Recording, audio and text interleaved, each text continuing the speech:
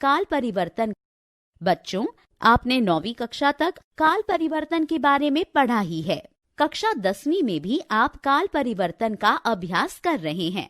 जैसा कि आपको पता ही है कि क्रिया के जिस रूप से उसके होने या करने का समय जाना जाए उसे काल कहते हैं।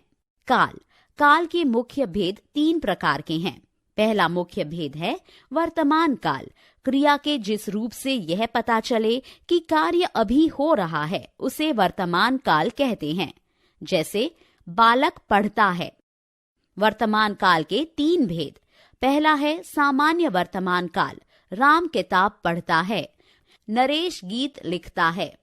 दूसरा भेद है अपूर्ण वर्तमान काल। राम किताब पढ़ रहा है, नरेश गीत लिख रहा है। तीसरा भेद है पूर्ण वर्तमान काल। राम ने किताब पढ़ी है, नरेश ने किताब पढ़ी है।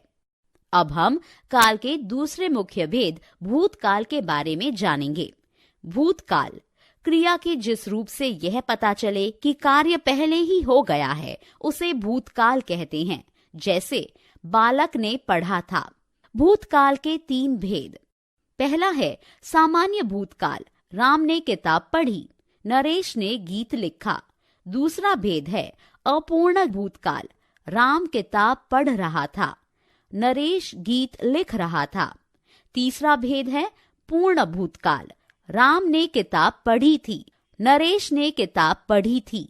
अब हम काल के तीसरे मुख्य भेद भविष्य काल के बारे में जानेंगे।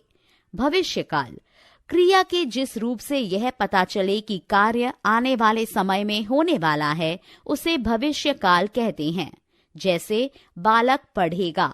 भविष्य काल के एक ही भेद का अभ्यास पाठ्यक्रम में निहित है। सामान्य भविष्यत काल। जैसे मोर नाचेगा, बारिश होगी। इस प्रकार हमने काल के बारे में विशेष जानकारी हासिल की।